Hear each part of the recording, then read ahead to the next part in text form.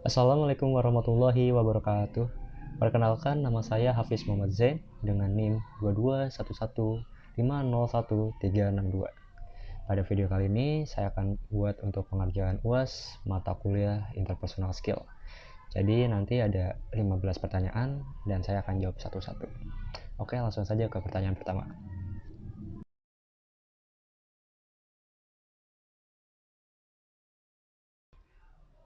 Oke, menurut saya sangat penting. Kenapa? Karena kita harus bisa berkomunikasi dengan orang lain.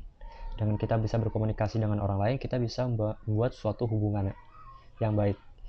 Karena di dalam interpersonal skill, kita belajar cara berkomunikasi, kita belajar cara berempati dalam berbicara, kita belajar cara berbicara yang baik agar bisa memperkuat suatu hubungan dengan orang lain.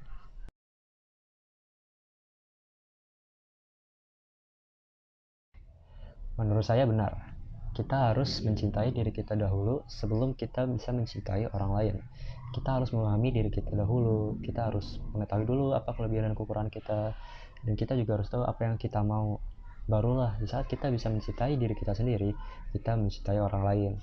Jangan sampai kita lebih mencintai orang lain daripada mencintai diri kita sendiri.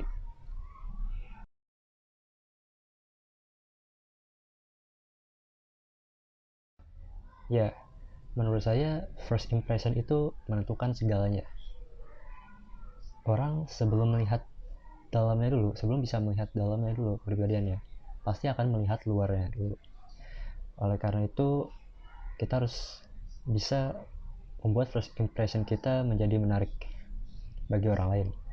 Dan menarik itu bukan berarti kita harus ganteng atau cantik gitu kan, tapi yang penting adalah kita harus rapi, kita wangi, dan kita sopan. Mungkin dengan begitu kita bisa membuat first impression yang baik agar orang lain tertarik melihat kita.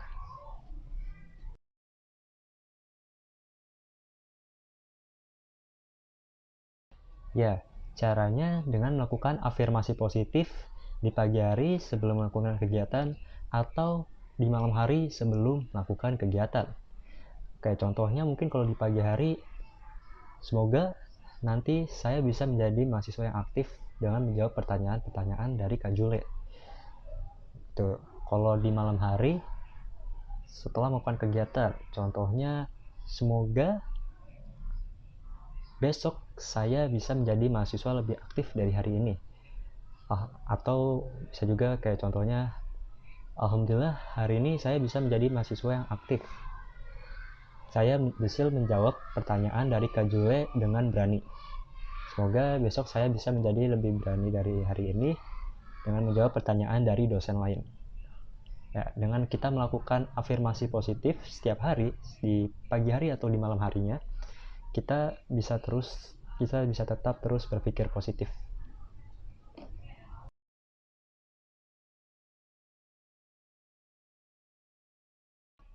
Caranya dimulai dari kita belajar mendengarkan orang lain, lalu menunjukkan empati kita ketika kita sedang berbicara dengan orang lain, yaitu dengan cara merespon obrolannya sesuai dengan topik yang dibicarakan. Lalu menyebarkan positive vibes ke sekitar kita dan tetap tenang dalam menghadapi masalah yang sedang kita alami.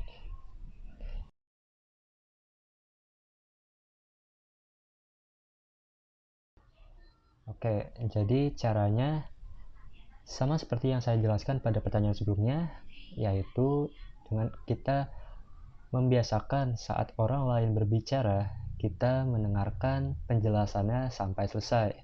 Setelah selesai, barulah kita memberikan komentar atau jawaban sesuai dengan apa yang lagi dibahas.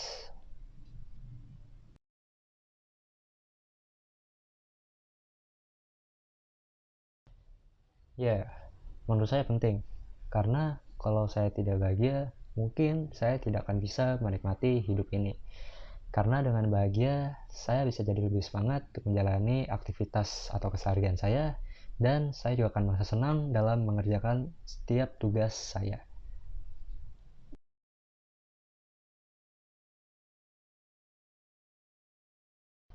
Ya, kalau kita tidak bisa mengelola emosi kita dengan baik, yang ada hanya akan membuat masalahnya akan menjadi panjang. Kalau cara saya biasakan untuk diam terlebih dahulu, sambil mengamati atau mencari tahu apa akar dari permasalahan ini, apa penyebab masalah tersebut. Setelah saya mencari tahu apa penyebabnya, barulah saya bisa memikirkan cara untuk menyelesaikan masalah saya. Tuh.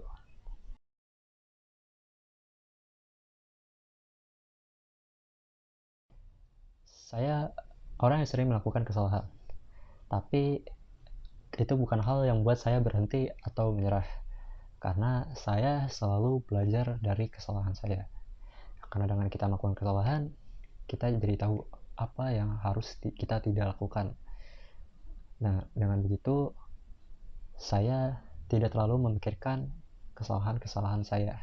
Daripada saya memikirkan kesalahan saya, lebih baik saya memikirkan apa langkah selanjutnya yang harus saya lakukan di dalam hidup saya. Dan kesalahan saya yang buat saya kuat sampai sekarang.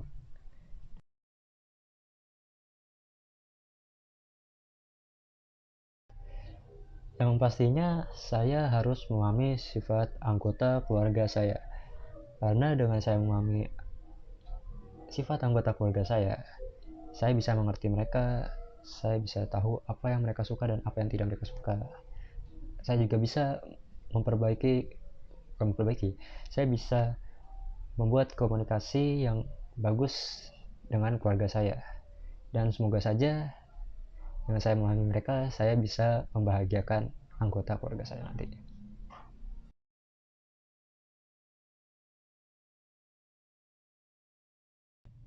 Caranya, pertama-tama saya akan bagikan tugas sesuai dengan kemampuan teman-teman saya. Lalu, saya akan menentukan deadline dari masing-masing tugas tersebut agar tugas bisa selesai dengan tepat waktu. Dan terakhir, saya akan membuat grup chat agar kita bisa berkomunikasi terus agar tugas bisa selesai dengan baik tanpa ada masalah, tanpa ada miskomunikasi. Jadi itu cara saya sebagai ketua kelompok untuk membagikan tugas kepada teman-teman saya.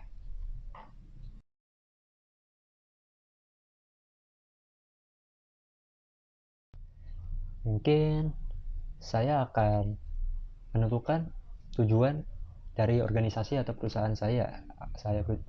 Organisasi tersebut akan berjalan ke arah mana. Lalu menciptakan lingkungan kerja yang positif dan inovatif dan juga kolaboratif. Dan saya akan beradaptasi dengan perkembangan zaman tentunya agar perusahaan saya bisa berkembang menjadi lebih baik lagi.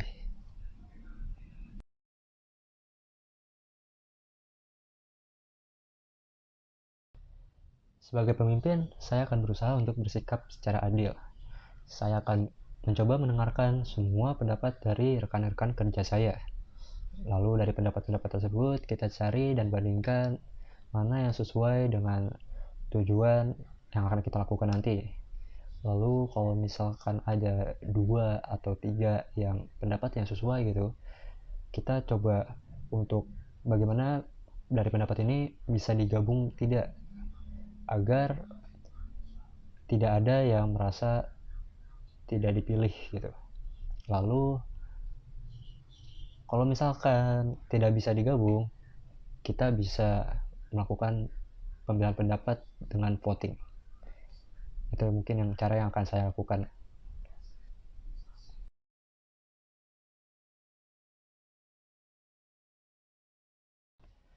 Ya, saya akan menjadi pribadi yang lebih baik kalau saya menerapkan semua pelajaran yang telah dipelajari pada saat mengikuti mata kuliah interpersonal skill. Tapi untuk saat ini, saya masih belajar dan mengingat semua pelajaran pada mata kuliah interpersonal skill. Semoga kelak nanti saya bisa menjadi pribadi yang lebih baik.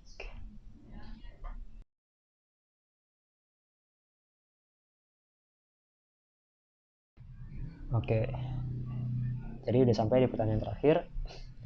kesan terindah atau terbaik saat mengikuti mata kuliah interpersonal skill. Menurut saya itu pada saat belajar mata kuliah interpersonal skill itu sendiri. Saat belajar dengan Kak Jule. Kenapa? Karena mungkin saya tidak akan pernah menemukan dosen yang cheerful, yang keren kayak Kak Jule gitu kan.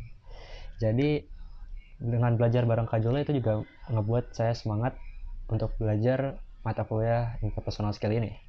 Dan itu juga ngebuat saya menjadi semakin lebih percaya diri untuk berbicara.